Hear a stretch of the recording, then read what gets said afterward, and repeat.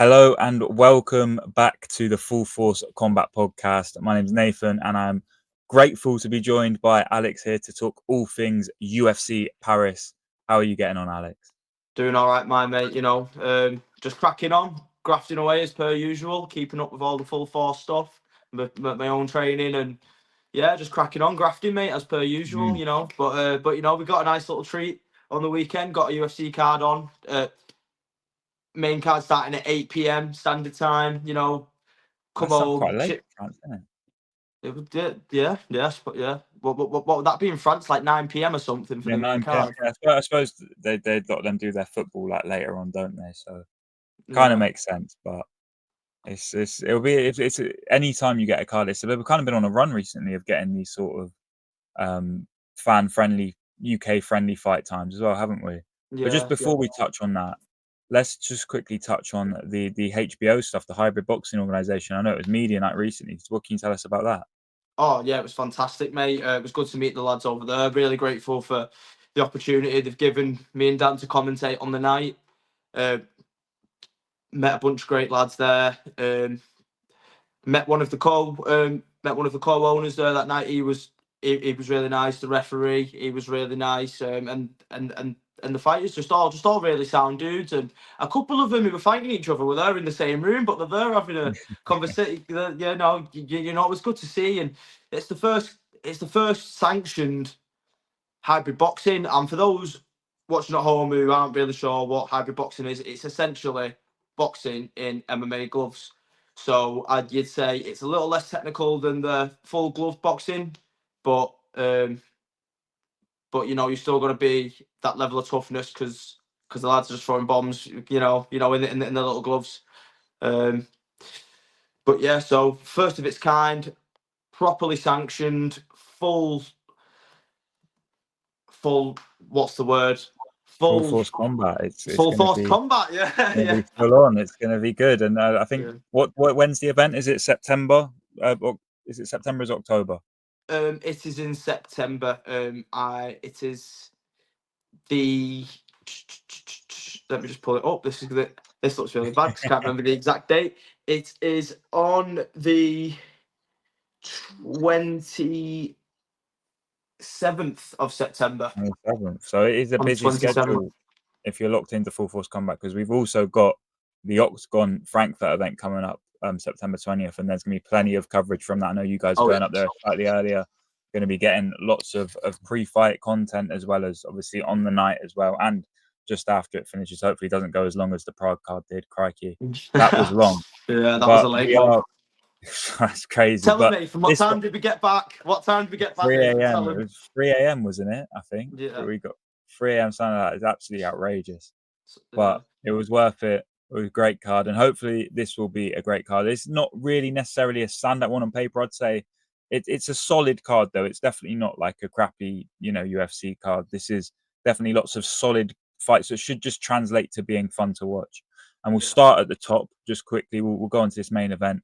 Nasruddin Imavov versus Caio Borralho. This is a pretty important fight over at middleweight, isn't it, Alex? Yeah, I mean, it's got massive title implications. There was talks going into it that the winner of this will probably fight Chimaev, but I mean, there's talks of RDR at the minute. But personally, for me, the winner of this should really be going on to fight Hamzat. My thoughts on this fight have changed heavily from when I first initially seen it. At first, I was going Caio Borralho all the way. I thought he's got it in the bag, and then I looked at Imavov and I thought, So in mid last year, in the summer last year, they both fought Jared Cannonier a couple months apart around the same time period. I think Caio fought him in July and Imavov fought him in May or something like that. Or it might be the other way around. But in that time frame, Imavov has fought twice. He's beat Adesanya, who's who's in the talks for one of the greatest middleweights. He's up there, a massive win. He beat Brendan Allen in September last year, so he's fought twice since that time. But whereas Kaio's not fought since he beat Jared. I'm Mm. pretty sure. So that was this time last year. So that's a lot of time away. I'm gonna go with the activity of Imavov here. I just kind of think the more active guy's gonna win.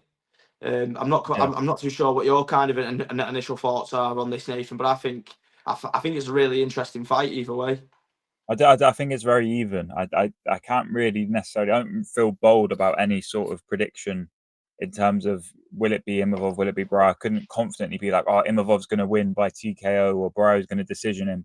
I do think it's very likely to see the final bell. I think it will probably Yeah, be a 25-minute fight, and this fight could literally look a variety of different ways because it could be very boring. It could be very exciting. Both guys have shown that they can do a little bit of both in terms of sometimes their fights do flatter to the sea from an entertainment standpoint. But I do also agree with you that I think this is almost a number one contenders fight in what it is right now for Chimaev's belt, especially knowing that Anthony Anthony Derrida, Reina Derrida is fighting Anthony Hernandez yeah. in October, I think middle October. So that fight's sort Oh of yeah. taking I care completely of forgot that. about that. And So then this is probably the one where Blitz decides his next contender, and then that fight decides the one after it. So it's going to be an interesting fight. Obviously, Imavov's got the home advantage. Don't know if that really means anything to be honest, but it's definitely the French crowds are crazy, so they're really going to get behind him, and that might, you never know, might give him a little bit extra juice on the night. But I think yeah, very likely to see the final bell. Would you agree? yeah. I think stylistically they're both they both kind of got similar skill sets. There's not really too much variation. They're both they both strike and mix in grappling. You know, Mm, they both kind of do similar things. To be fair, I've not with these guys. I'm not really a massive fan of either one, so I've not really been kind of mm, following their like I've just saw the main kind of last few fights, but I'm not sure how they were at the beginning. If maybe Barrio was more jits based or whatever. I'm not quite sure what each of the guys' skills are. From what I've seen of both of them, they both look mm. very similar skill sets, very similar skill level, and I think it is going to be a tough 5 round fight.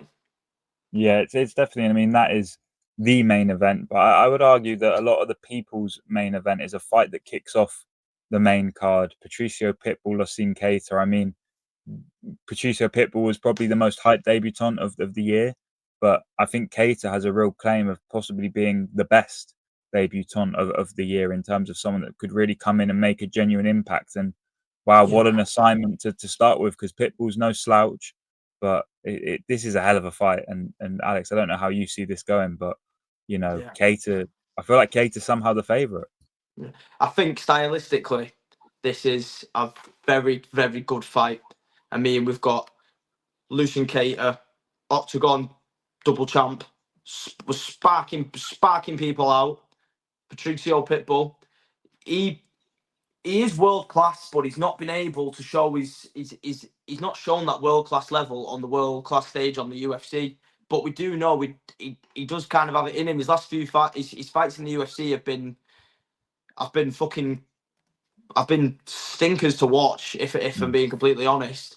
But he, I think if he's this is his chance now to kind of bring it and kind of show his grappling. He's going to shoot on Cater, and that's probably his path to victory here. But Cater, but like you say, I think Cater's the one who's going to come. He's going to come and make a scene. In my personal opinion, he's going to spark out Pitbull.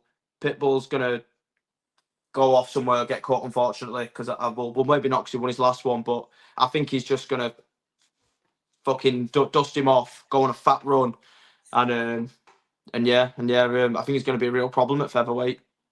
That's it. I mean, he is. This is a setup, not a setup fight, but if he does win this, then he is set up to really attack those rankings and start Yeah, getting big fights. He'll have a number next to his name, you'd assume.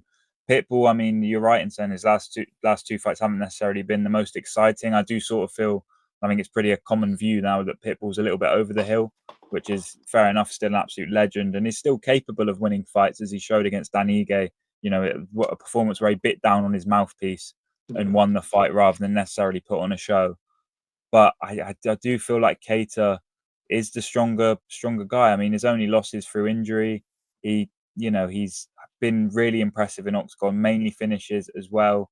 Obviously, Pitbull, I would say, is probably still a step up from that, from those Yeah, guys that he's fought. I So agree. that But is yeah, obviously the test, and that we'll see where he's at in regards to the level. But you would think that he's someone that really could have a run at being the featherweight champion, or at least get to that point. But it's intriguing to see. I mean, in terms of how the fight plays out, how are you feeling? yeah. I mean, I think Pitbull's gonna try shoot on him. Like you say, I think Pitbull is a step up in competition wise, but it's not too high of a challenge where Kate is gonna freeze up on the night. I don't think that's gonna happen at all. I think I'm thinking maybe Pitbull's going to freeze up on the night. I can kind of see it happening. I Mm. think I can see him kind of shooting on him early on and gassing himself out, and Cater getting the TKO finish. In my mind, that's what I see happening. I kind of see Pitbull shooting, not being able to hold him down, and then Cater just keeps chipping away, chipping away, chipping away until he finishes him. Yeah, I to be honest, I'm with you. I think Cater is going to win and probably win by stoppage, and that is just where those guys are at the moment. Pitbull slightly, as I say, he's lost to guys like Jeremy Kennedy, and I think Cater. I know MMA math never works, but I think Cater's better than those guys, and so I mean, I'm definitely intrigued to see how that fight goes. And I mean, there's a whole lot of UK interest on this card. I mean, we'll start highest up where Mason Jones is fighting Balaji Oki. I mean, Mason Jones is on his second run in the UFC. Oki coming off, he's 2-1 currently, I believe, in the UFC. Jones on his return marked it with a win against Jeremy Stevens in an incredible fight. And I mean, I don't know a whole lot about Oki, but when Mason Jones is involved, it's going to be a fan favorite fight. Yeah, I remember seeing Oki getting subbed by Chris Duncan last year, Mm, but other than that, I've not really seen anything from the fights that he's won. I've not really seen the UFC promote much of it. The same. I've not really seen too much of the guy. So I mean, he's got a record of 10-2. mm, He won 2 out of 3. I mean, with Mason Jones, with it being his second fight back, I think matchmaking wise, it's a very good fight. mm, Both guys are at a similar point in the journey, similar height, reach. Bloody hell, even the legs are the same. It's kind of two guys on the same path, and obviously Mason Jones is trying to take that path for himself. Both guys at a mm, similar point in the career, duking it out. So who's going to take that extra step? So it does kind of have some hidden stakes when you read between the lines a little bit. I mean Mason Jones certainly isn't going to want to lose when he previously got cut. I mean he's trying to prove a point. He's trying to prove he's the best. He's mm, he's going in there sparking him out. But so's Balaji. But yeah, I think these hidden stakes make the fight a little bit more interesting. Not to say it won't be interesting anyway, because Mason Jones is an exciting fighter to watch, but um, but I think the extra thought of it'd be a shame if he lost this one, just that thought at the back of the yeah, head yeah, oh come on, like, you know what I mean? It adds it mm, adds a bit more interest to the fight, a bit more passion, because you want to see him win and you want to see him do well. With him being a Welshman, he's literally a couple hours down the road. mm. Yeah, and that's it. It's going to be a great fight. I know it'll be a fan-friendly fight for sure. Mason Jones, it's the Lonnie Kavanagh sort of thing. He always gets into wars, maybe even to the detriment of himself sometimes. And I think when he Yeah, went back down to Cage Warriors, he just proved that he was a level above those guys. And to be fair, I just quickly looked at the guys he lost to in his first run. It's not like he lost to bums. He lost to Mike Davis and Ludovic Klein, and they're yeah, they're both really good fighters. I'm very high on Davis. I think he's great. So yeah, those guys, and they were decisions as well. It's not like he got sparked out by anyone. So yeah, yeah. he's a great fighter, and I'm sure that's one that's going to get the fans on their feet. And I mean, speaking of people that maybe aren't going to be on their feet, Paul Craig is going to take on Modestas Bukauskas. I'm going to assume we're going to see the usual Paul Craig performance where he tries to sucker him into guard and try and submit. Hopefully, we don't see what we saw in that Uzdemir fight, because that fight was it Uzdemir? Yeah, it was. Yeah, it was terrible. But he is The on a guy free you, fight. I was going to He's say, on was a he the guy who pretended he was knocked out? Paul Craig or Uzdemir. Um, one sec. Let me pull this up. The last guy, was it the last guy who Paul Oh no, Craig no, no, yeah, fought? Bellato, yeah, no, but Bellato, yeah, that was a very. Yeah, He's coming off that controversial fight against Bellato, where I think it was Bellato pretended that Craig done him and just yeah, never Spartan. It was never weird did that it. it was a weird one because he was like, and then he's like, whoa, whoa, you know, like trying to blag it as if he's just Yeah, woken up, like, that was come on, that man. was bizarre. That was bizarre. And Bellato's a weird. He's had some things going on. I think he's the one that had herpes, so there's a lot going on for him. But the Every Paul tackle. Craig is coming off, free fight losing streak and that new no contest up against the sort of resurgent Modestas Bukauskas, who came back again. Another guy came back to the UFC and since then has got 3 wins. I mean, there's a split decision against Cutelaba. He beat a couple of sort of the lower card at light heavyweight in terms of Prakniau and Sakara. But I mean, this is a real opportunity for Bukauskas to get a pretty good name on his CV. Yeah, yeah. I seem, I, I think with Modestus, we've seen in his last couple of fights now. I mean, even though it was a split decision against Cutelaba, it was a very good fight. That Mm. I remember I was just up on a random Saturday at like 1 a.m. and I was like, oh, Modestus is fighting tonight, and then I just ended up watching it, and it was a really good fight. And I just think now since he's been training with Tom Aspinall in that gym, we've seen him take that step up now. Like the last two fight the last two fights before that um, were good finishes, you know. And I think Modestas is making a real good run, and I think he's going to finish Paul Craig, and I think he's going to finish him pretty early. Um, Mm.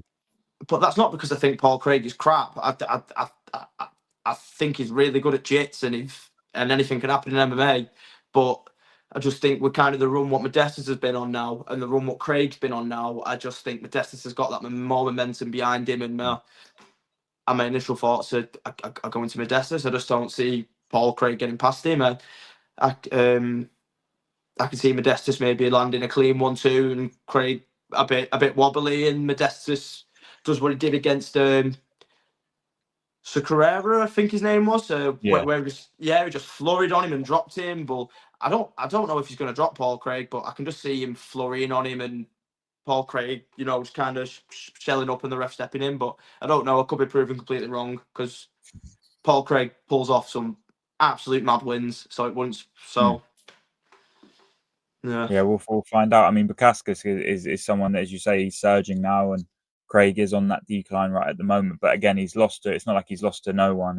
Bo Nickel maybe might stand out, but when you consider the styles and stuff like that, that makes sense. That loss when you think about it. And I mean, you spoke about hidden meanings before. I mean, there's a hidden meaning I think in this fight: Reese McKee versus Axel Sola. Sola making his debut in the UFC, an unbeaten prospect from France.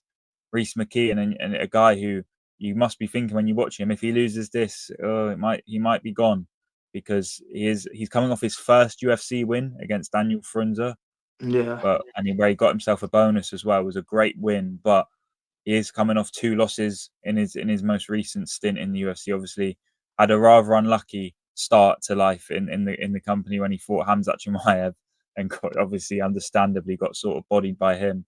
Lost to Morono, then ended up back at Cage Warriors, won 3 in a row, but then dropped to Lusa and then lost to Njakani as well. I mean, these guys are good fighters again, but it's UFC. They all are, but up yeah, against someone yeah. slightly more unproven in Axel Sola, but the former Aries, I think, welterweight champion.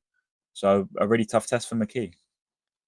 Yeah, I mean, again, I mean, if you put McKee in, did you say he was the Aries champion? I mean, if you put McKee in Yeah, Aries, it'd do great. It'd do great. So I think matchup wise, it's a really good fight, and it's both guys fighting for the spot in the UFC. McKee's got that. Obviously, McKee got his first win in the UFC in his last fight, but he knows he's not. But I'm guessing in his head he's thinking, right, I need to prove to him here that I'm here. I mm, belong. I'm a part of here. I'm part of the best. And he is good enough. He is good enough. It's just not gone his way more than it has, and shit happens in MMA. You know, like. But yeah, Hopefully, Reece McKee gets the win. It was really good fighter to watch, especially in his Cage Warriors days. I hope he does well on Saturday night. That's it. And then I think this actually may be the sleeper fight of the prelims. Sam Patterson, Trey Waters. I mean, these are both young prospects surging. Patterson's on 3 wins in a row. Waters has won, I think, 2 in a row, or at least two Mm. in the UFC. He's won his first two in the UFC. And Waters was someone that was finishing guys, but perhaps that sort of slowed down, although he did have fight of the night in his last one. And Sam Patterson, I mean, he's low key kind of an underrated prospect over at Mm. welterweight. He's someone that quietly has just been going about his business and picking up wins and getting finishes at the same time, and not just on the ground, but also with strikes too. So I think this might be a bit of a sleeper fight. What do you think? Yeah, no, I agree. I think it's a massive sleeper fight. I mean, Trey Waters, I don't really know. I've not really seen too much of him personality wise, but from what I've seen of the two fights, what he had is as kind of as random as they are. You know, if you're the Mm, casual, you're probably not going to watch Goff versus Waters, but I've seen little bits of him here and there, and it looks pretty decent. But I think it's going to be a Sam Patterson finish again. Like you say, he's just like the dark. He's just like a dark horse, and he's just kind mm, of cracking about his business. Um, he's just kind of cracking about his business. He's racked up three three finishes in a row now, you know, and good competition as well. And he's been fairly active. He's been fairly active as well, fighting every 7 months. Whereas Trey Waters hasn't fought since May last year. I think I think we could see the Englishman come away with a big finish. You know. mm. And I mean, they're sort of, I think, what this card is genuinely about. It's a lot of dark horses and guys who maybe have gone under the radar. Perhaps they're fighting on Apex cards, or they're just not really getting that much hype. But there's a couple of guys. I mean, we'll talk about the last sort of UK and Ireland interest, which will probably hint at who that is. But you've got guys like Umasai and William Gomis and Fari CM, Kai Fernandez, even. Also in the main event, in the co-main event, sorry, you got Benoit Saint Denis as well, who's you know an incredibly fun fighter to watch. Mm. But I mean, we can Yeah. talk about incredibly fun fights, and I think I can't remember what card it was. Let me just double check this before I say it. But it was a UFC fight night. It was the Edwards Brady card, and I'm pretty sure she opened the show on this one too. Shauna Bannon Yeah. fighting Sam Hughes, the split decision queen, up against Shauna Bannon. I mean, we'll see what happens here, but I mean, will this fight deliver the same way her previous encounter against Pooja Tumar did? So no, mate. It was kind of out of nowhere the finish in that last fight. If I remember correctly, I'm pretty sure she got hurt. She got hurt, and then she just kind of popped the sub up out of nowhere and got the Mm, cheeky arm and got the cheeky arm bar, I think it was.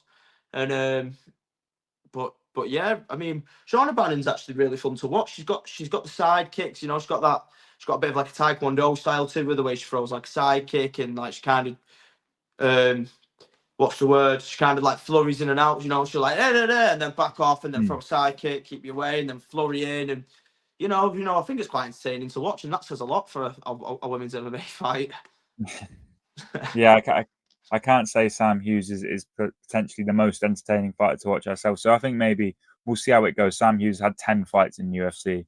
I'm not sure I could tell you one off the top of the head without Yeah, looking on Tapology. So we'll see it, but obviously it'd be great if Bannon can keep putting them wins together.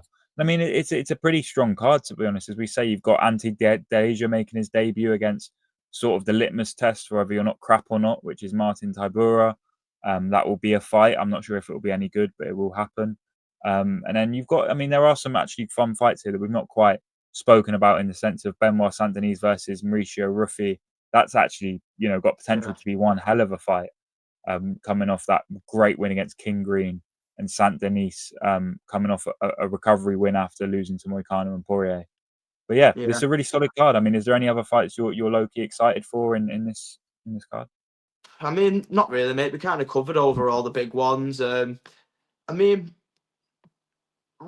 Ruffy and Saint Denis excites me a bit more than the rest of them because it's the same as a lot of the fights on this card. It's two guys who actually no, scratch that. These two are on. They're in a similar spot, but they've got there in very different ways. So hear Mm, me out. Benoit Saint Denis, he was probably built up a little bit too quickly earlier on. He was doing absolutely great until he fought Dustin Poirier, and then after that, he lost to. Actually, he only lost to Poirier and then Moicano, and then he won against Prepolek, Prepolek or whatever his. Yeah, whatever you say his name, but so well anyway, he kind of. It seems like he flew a bit too close to the sun, got burnt a bit, and now he's trying to work his way back towards the top. Now, whereas Ruffy, he's built up a bit of a name for himself now. You know, got Bobby Green with a spinning heel kick. Was got a KO in his first win. His second win against Lalon Top, he was very flashy, and he was making the crowd active, and it was a performance kind of fight. He put on a really good performance, but so anyway, he's trying to make a name for himself, so he's on this way. Benoit Saint Denis was here and he's dipped a bit, and now he's here, and now these two guys are meeting at the same point, and this is I think for both guys it's a very crucial point in both of their careers, because I think if Benoit Saint Denis goes on there, takes down Ruffy, smashes him up and finishes him, Ruffy's hype train's kind of in the pisser then. But whereas if Ruffy goes and he gets a spinning wheel kick highlight KO on Benoit Saint Denis, then Saint Denis again in the shitter really. So it's a very crucial point for both of their careers. And again talking about hidden stakes, it's a card full of hidden stakes, and it just shows why MMA is so good when you get cards like this where I'm rambling on. I'm chatting bollocks. No, I'm with you. It's a lot of good fights that sort of would go under the radar on perhaps a bigger card, that they're all sort of conglomerating together into this one. And you are right with the Saint Denis. I mean, he's going to have that crowd behind him too. That they love him over in France. Obviously, he's from there. He's going to definitely get a big reception. So if Ruffy can get the sort of knockout that silences that crowd, then that's going to look very impressive. But I mean, it is a stacked card, as we say. Any card that's on at a UK fan-friendly time is always appreciated by us. So I look forward to watching it. And I mean, if you're looking forward to watching things, you've got to look forward to watching what we've got coming up on Full Force Combat as well. Make sure you're locked into the YouTube and the Instagram. And of course, it is brought to you by Hez Boxing. I have to finish with that. But no, thank you so much for listening anyway. And we hope to see you for the next one. And also make sure you're locked in Octagon, Hybrid Boxing Organization, and so much more. There's some big news regarding something else that I can't quite remember, but make sure you check on your Instagram, because then you'll find out. See you in a bit. Thank you for joining us. See you next time. Peace.